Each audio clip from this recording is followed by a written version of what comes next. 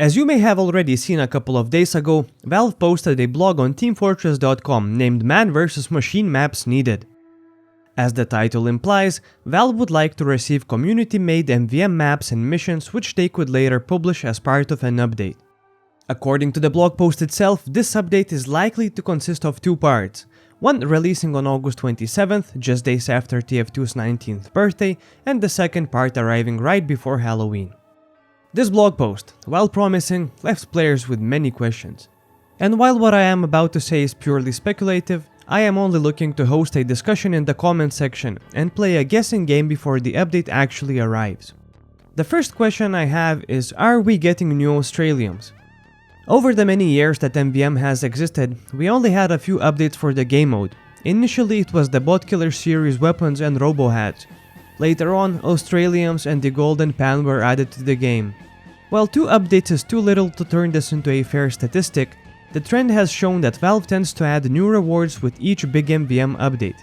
Unfortunately, for the many past years, Valve has resorted to publishing fairly small and repetitive updates that do not tend to add any serious new content to the game, especially when it comes down to items.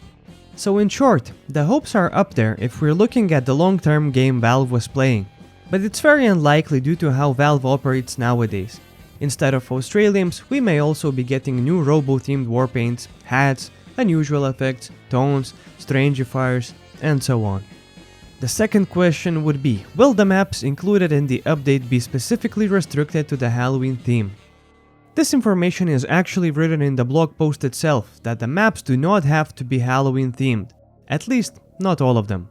While this means we are likely to see a Halloween themed map and mission, it means there's more stuff incoming than just a classic Scream Fortress month we're used to.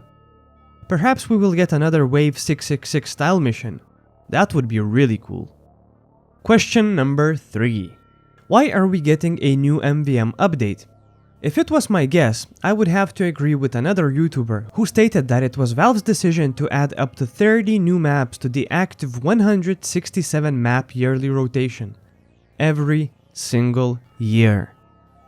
Eventually it was going to break the game and make the servers unpopulated due to the scarce amount of active players queuing for the games. Since the inevitable happened, Valve is now trying to add more variety to the updates to instead focus on other areas of the game to prevent future empty server issues. Question number 4. I want to make a map. How can I learn to do that? There's multiple places for one to start learning about map creation for the TF2 and Source games in general. The tool required for it is called the Hammer Editor. There's hundreds of tutorials for it on YouTube, but the one I highly recommend is the series How to Make TF2 Maps by UEAK Crash. It's 10 years old and can be outdated at parts, but it explains the core principles of the tool in great detail and will give you the necessary knowledge to make your first map. The link to the series can be found in the description. There's also tf2maps.net, one of the longest running TF2 communities dedicated to everything TF2 maps. There you can find downloadable assets for your maps, tutorials, discussions, jams, ideas, and so on. Lastly, of course, you can go to the Steam groups and forums to find the right community that will help you out in your journey. If you plan to make a map for the update and are looking for any help, feel free to join my Discord and promote it in the channel dedicated to this cause.